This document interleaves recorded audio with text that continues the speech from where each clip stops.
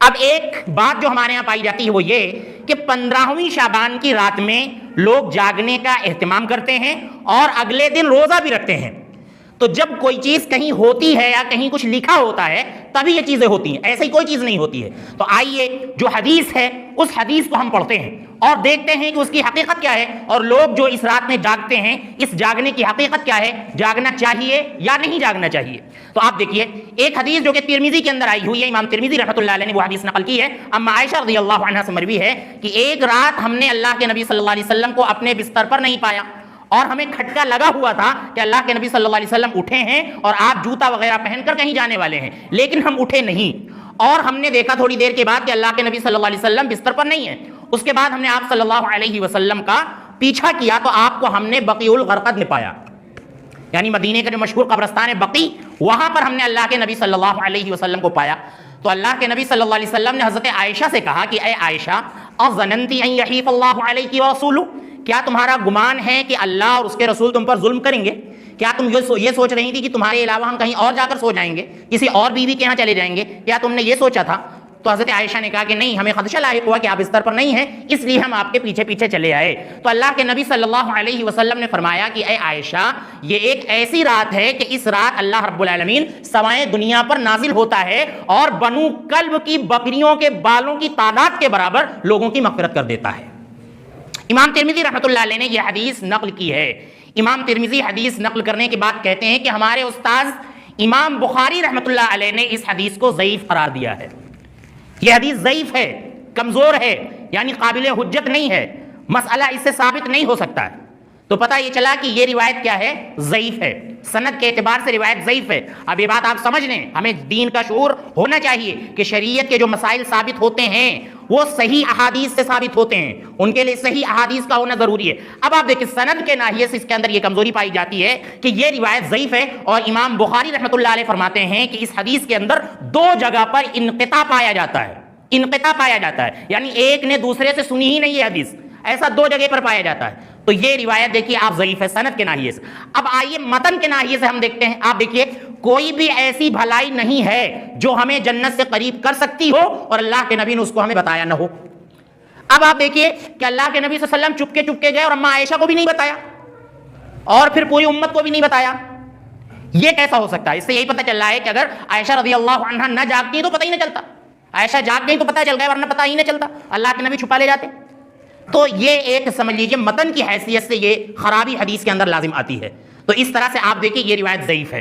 تو یہ ایک روایت ضعیف ہے, تو اس وجہ سے ہم یہ کہتے ہیں کہ اس رات کی کوئی خاص فضیلت ثابت نہیں ہے. اب آپ دیکھیں جو لوگ جاگتے ہیں اور جو لوگ یہ کہتے ہیں کہ اس رات کی خاص فضیلت ہے, وہ یہ کہتے ہیں کہ فضائل, جن میں فضائل بیان کیے گئے ہوں تو وہاں سے ضعیف حدیث لے لی جاتی ہیں فضائل کو بیان کرنے کے لیے. تو یہاں پر رات میں جاگنے کی فضیلت بیان کی گئی ہے, اس لیے جو ہے فضائل اعمال میں ضعیف حدیثیں قبول کر لی جاتی ہیں. تو اب آپ دیکھیے کوئی بڑا مسئلہ نہیں ہے, جو لوگ جاگتے ہیں ہم ان کی بات بتا رہے ہیں, اور جو لوگ نہیں جاگتے ہیں وہ یہ کہتے ہیں کہ روایت ضعیف ہے, نہیں جاگنا چاہیے. اللہ کے نبی صلی اللہ علیہ وسلم سے یہ چیز مستند اتھینٹک اللہ کے نبی صلی اللہ علیہ وسلم سے ثابت نہیں ہے. جو لوگ جاگتے ہیں وہ یہ کہتے ہیں کہ فضائل کے باب میں ضعیف حدیثیں لے لی جاتی ہیں, لہذا ان کو لے کر اس رات میں جاگا جاتا ہے, ہم لوگ جاگتے ہیں. تو اگر وہ لوگ جاگ رہے ہیں کہ اس رات وہ اللہ سے مغفرت مانگ لیں, اللہ سے مغفرت مانگ لیں, اللہ رب العالمین کی عبادت کر لیں, اور کوئی خاص عبادت فکس نہیں ہے, نماز پڑھ لیں, عبادت کر لیں, دعائیں مانگ لیں, اگر وہ اس کو دلیل بنا رہے ہیں تو بس اتنا ثابت ہوتا ہے, باقی اور کچھ بھی ثابت نہیں ہوتا ہے, باقی اور کچھ بھی ثابت نہیں ہوتا ہے. اسی طرح سے آپ دیکھیے اس رات جو ہے روحوں کے آنے کا تصور, کہ روحیں آتی ہیں, ہمارے گھر کے جو بزرگ مر چکے ہیں ان کی روحیں آتی ہیں, اس لیے جو ہے قبرستان کو روشن کرنا چاہیے اور اپنے گھروں کو روشن کرنا چاہیے. تو اس تعلق سے ہم جان لیں کہ یہ غیر مسلموں کا عقیدہ ہے, یہ دوسری شریعتوں کا عقیدہ ہے. ہماری شریعتوں کے اندر روحوں کے آنے جانے کا تصور نہیں ہے. اللہ رب العالمین نے قرآن کریم کے اندر دو ٹوک انداز میں بیان فرما دیا ہے کہ وَمِن وَرَائِهِم بَرْزَخٌ إِلَىٰ يَوْمِ يُبْعَثُونَ, کہ روحوں کے پیچھے ایک پردہ ہے قیامت تک کے لیے, قیامت تک کے لیے پردہ ہے, یعنی وہ برزخ کی زندگی میں چلی جاتی ہیں, وہ دنیا میں آ ہی نہیں سکتی ہیں. آپ کا روحوں سے کوئی تعلق نہیں, نہ تو روحوں کا آپ سے کوئی تعلق, آ ہی نہیں سکتی ہیں. تو یہ تصور بالکل ختم کر دیا جائے کہ روحیں آتی ہیں. اور اسی طرح سے قبرستان کی زیارت کا مسئلہ ہے کہ ہر کوئی قبرستان جانا چاہتا ہے 15ویں شعبان کو. لوگ فکس کیے ہوئے ہیں کہ سال بھر نہ جاؤ لیکن 15ویں شعبان کی جو رات ہے اس میں قبرستان ضرور جانا چاہیے. لوگوں کو بتایا جاتا ہے، بارہا بتایا جاتا ہے، سمجھایا جاتا ہے، لیکن لوگوں کے سمجھ میں نہیں آتی ہیں باتیں. لوگ جوق در جوق قبرستان پر جاتے ہیں، وہاں پر اگربتی جلاتے ہیں، وہاں پر چراغا کرتے ہیں، وہاں پر فاتحہ پڑھتے ہیں اور نہ جانے کیا کیا کرتے ہیں. تو آپ جان لیں زیارت قبور کا جو مقصد ہماری شریعت نے بیان کیا ہے وہ یہ، اللہ کے نبی صلی اللہ علیہ وسلم فرماتے ہیں کہ میں نے تم کو پہلے قبر کی زیارت سے روک دیا تھا، لہذا اب تم زیارت کیا کرو، قبروں کی زیارت کیا کرو، کیونکہ اس سے تمہیں جو ہے آخرت کی یاد آتی ہے، تم دنیا سے بیزار ہوتے ہو، لہذا قبروں کی زیارت کیا کرو. تو قبروں کی زیارت کا یہ مقصد ہونا چاہیے کہ آخرت کی یاد آئے، اور دوسرا مقصد یہ ہو کہ ان کے لیے آپ وہاں گئے ہیں تو مغفرت کی دعا کر لیں. اور السلام علیکم یا اہل القبور، اللہ کے نبی صلی اللہ علیہ وسلم نے جو زیارت قبور کی دعا سکھلائی وہ یہ پڑھ لیں. باقی فاتحہ واتحہ قرآن وغیرہ پڑھنا یا کچھ اور وہاں پر کرنا، اس کا کوئی بھی تصور ہماری شریعت کے اندر نہیں ہے. اس بات کو اچھی طرح سے سمجھ لیا جائے، اور یہ بھی سمجھ لیا جائے کہ کوئی دن اور کوئی رات فکس نہیں ہے، کوئی رات فکس نہیں ہے قبرستان میں جانے کے لیے. ہم نے بالکل قبرستان میں جانے کو غیر مسلموں کی دیوالی بنا دیا ہے. بالکل وہی انداز ہے ہمارے ہاں، جس طرح سے وہ قبرستان پر دیا وغیرہ جلاتے ہیں اسی طرح سے قبرستان پر ہم بھی چراغا کرتے ہیں اور وہاں پر روشنی وغیرہ کرتے ہیں. تو یہ 15ویں شعبان کے تعلق سے بڑی غلط فہمی پائی جاتی ہے. اسی طرح سے مردوں کے نام کا کھانا نکالا جاتا ہے، فاتحہ ہوتا ہے.